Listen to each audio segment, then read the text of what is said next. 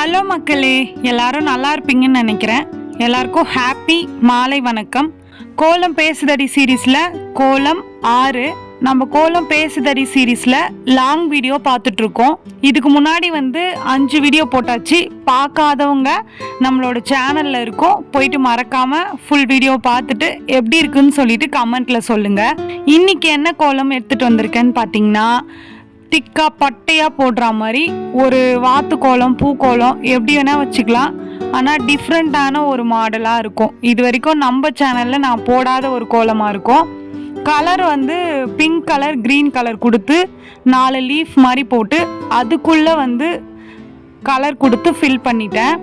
மேலே ஒரு எம் ஷேப்பில் ஒரு ஹார்ட்டின் ஷேப் சொல்லலாம், அந்த மாதிரி போட்டு அதுக்கு உள்ளே சிம்பிளாக 2 கோடு மாதிரி போட்டு வளைச்சிட்டு அதுக்குள்ளே க்ரீன் கலரும் பிங்க் கலரும் கொடுத்து அதையும் ஃபினிஷ் பண்ணியாச்சு. அதுக்கு மேலே போட்டேன் பாருங்க பூ, அந்த டிசைன் தான் கொஞ்சம் டிஃப்ரெண்ட்டாக இருக்கும் அப்படின்னு சொல்லிட்டு நான் சொன்னேன். இது எதுக்காக போட்டேன்னா, மெலிசாவே போட்டுட்ருக்கோம், கொஞ்சம் பட்டையாக போடலாம் அப்படின்ட்டு தான் பட்டையாக போட்டேன்.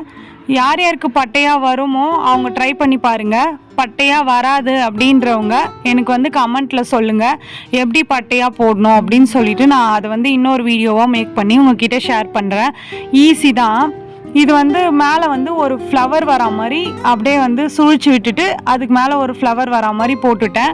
இதுக்கு மேலே உங்களுக்கு வேறு ஏதாச்சும் டிசைன் போடணும் அப்படின்னு தோணுச்சுன்னா அந்த பூவை எடுத்துட்டு நீங்கள் வேறு ஏதாச்சும் டிசைன் கூட போட்டுக்கலாம். அதே மாதிரி கலர் எப்போவுமே நான் சொல்கிற மாதிரி உங்களோட ஆப்ஷன் தான்.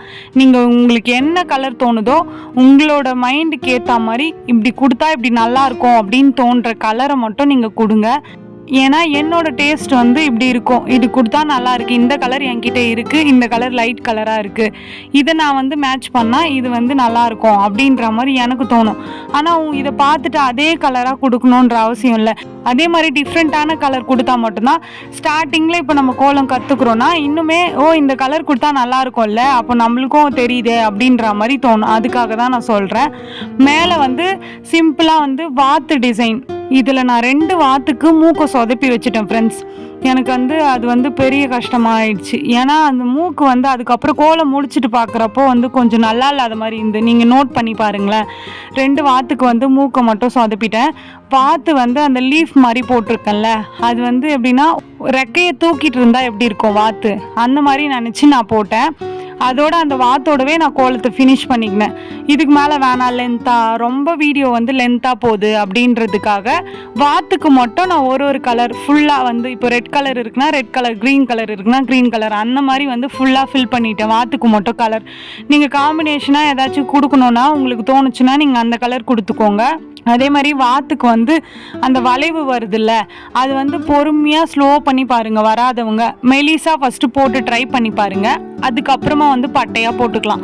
பட்டையாக வராதவங்களுக்கு நான் சொல்கிறேன்.